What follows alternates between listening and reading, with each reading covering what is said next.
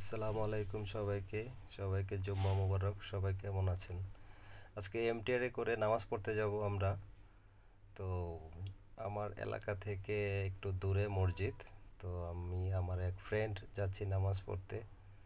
তো এখন এমটিআর এর জন্য আমরা নিচের লাইনে যাচ্ছি। তো এটা হচ্ছে আমার ফ্রেন্ড খান সাজিদ। তো এখন আমরা এমটিআর এর সামনে চলে আসছি দুইজন। তো এখন ট্রেনের জন্য অপেক্ষা। এখন আমরা ট্রেনের ভিতরে ঢুকে গেলাম। সাজিদ একটু দুষ্টুমি করতেছে। তো এখন আমরা মসজিদের দিকে যাচ্ছি। তা আলহামদুলিল্লাহ ট্রেন থেকে বের হয়ে গেলাম। এখন বের হলাম। আমি ভিডিও করতেছি আর সাজিদ আমাকে ভিডিও করতেছে। এটা হচ্ছে আমাদের মসজিদ, হংকংয়ের মসজিদ।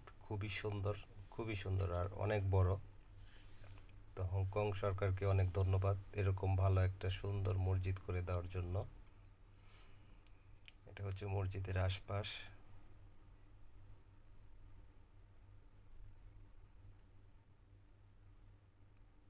তো এখন আমরা মসজিদে ঢুকবো। সাজিদ সবার আগে চলে যাচ্ছে।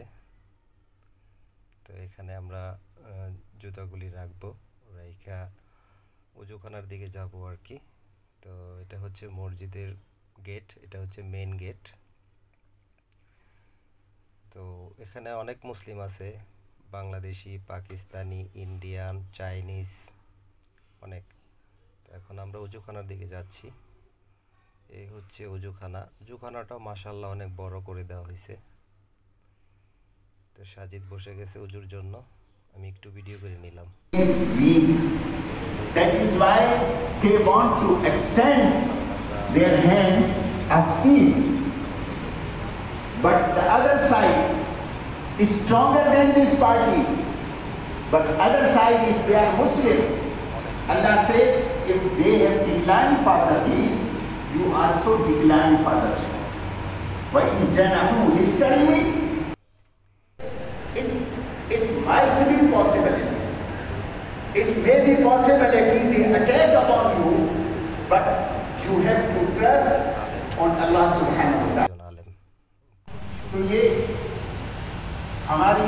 हमारा तहिया, हमारी ग्रीटिंग, हमारा सलाम अमन का पैगाम, हमारी नमाज अमन का पैगाम, और सबसे बढ़कर हमारा बिहेवियर ये अमन का पैगाम। हुजूर सल्लल्लाहु अलैहि वसल्लम ने हालत। তো আমরা এখন নামাজ শেষে বের হলাম। দেখেন কত মুসল্লি এখানে।